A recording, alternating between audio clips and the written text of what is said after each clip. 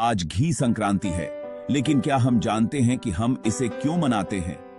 हम उत्तराखंड के लोग अपने त्योहारों को भूलते जा रहे हैं और इन्हें नई पीढ़ी तक पहुंचाने में असफल हो रहे हैं।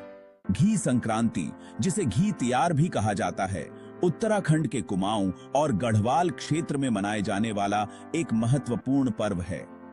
यह त्योहार भाद्रपद मास यानी अगस्त सितंबर के महीने में मनाया जाता है, जब सूर्य सिंह राशि में प्रवेश करता है। इस त्योहार का विशेष महत्व कृषि और पारंपरिक आहार के संदर्भ में है। इतिहास और पौराणिक महत्व घी संक्रांति का उल्लेख पौराणिक कथाओं और लोक मान्यताओं में मिलता है। माना जाता है कि इस दिन से वर्षा ऋतु समाप्त होने के बाद खेती के नए सत्र की शुरुआत होती है। इस दिन किसान अपनी नई फसल की तैयारी में जुटते हैं और यह पर्व नई ऊर्जा और समृद्धि का प्रतीक माना जाता है। साथ ही यह त्योहार पशुपालन और डेयरी उत्पादों के महत्व को भी दर्शाता है, क्योंकि घी को पवित्र और समृद्धि का प्रतीक माना जाता है। घी संक्रांति का महत्व। स्वास्थ्य और पोषण। घी संक्रांति के दिन परंपरागत रूप से घी, दही और दूध से बने व्यंजन खाए जाते हैं।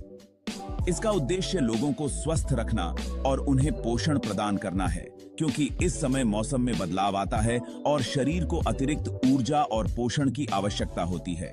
संस्कृति और परंपरा। यह त्योहार उत्तराखंड की समृद्ध सांस्कृतिक धरोहर का प्रतीक है। इस दिन लोग पारंपरिक वेशभूषा में सजते हैं और सामूहिक रूप से पर्व मनाते हैं। लोकगीत और लोक नृत्य भी इस अवसर पर महत्वपूर्ण भूमिका निभाते हैं। सामाजिक बंधन।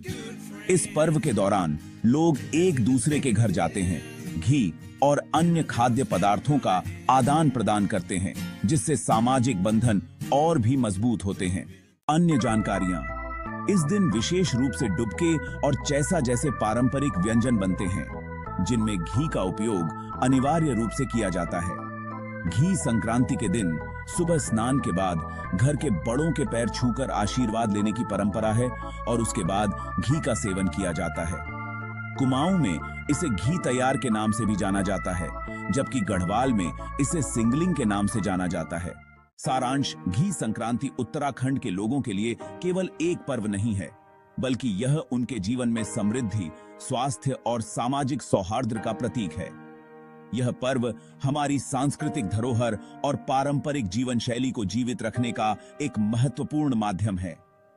यदि हम इसे नई पीढ़ी तक नहीं पहुंचाएंगे, तो हम अपनी सांस्कृतिक पहचान खो सकते हैं।